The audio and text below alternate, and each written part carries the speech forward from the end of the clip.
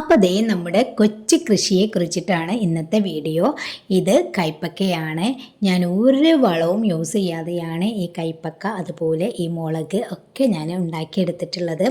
ആകെ ഞാൻ ചെയ്യുന്നത് എന്താണെന്ന് വെച്ച് കഴിഞ്ഞാൽ നമ്മുടെ കഞ്ഞിവെള്ളമില്ലേ, ആ കഞ്ഞിവെള്ളം തലേ ദിവസം ഇനിയിപ്പോൾ ഏറി വന്ന ഒരു 2 ദിവസം 3 ദിവസം ഒക്കെ വെക്കാം.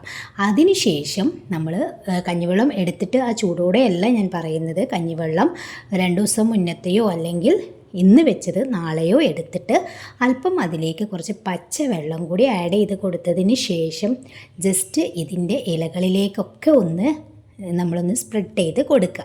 അതിനുശേഷം കുറച്ചൊന്ന് അടിയിലേക്കൊക്കെ ഇങ്ങനെ തൂവി കൊടുത്താൽ മാത്രം മതി. അതാണ് ഞാൻ ഈ പച്ചക്കറികൾക്കൊക്കെ ചെയ്യുന്നത്.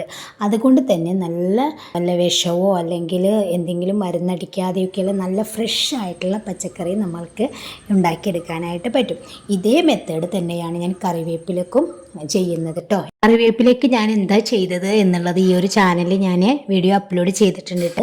അപ്പോൾ അത് നിങ്ങളൊന്ന് കണ്ടു നോക്കുക. നമ്മൾ കറിവേപ്പിനൊക്കെ ഒഴിക്കുന്ന സമയത്ത് കുറച്ച് ചെറുനാരങ്ങ നീരോ അല്ലെങ്കിൽ കുറച്ച് വിനാഗിരിയോ ആഡ് ചെയ്ത് കൊടുത്തു കഴിഞ്ഞാൽ അതിൽ വരുന്ന പുഴുക്കളൊക്കെ പോയി കിട്ടും.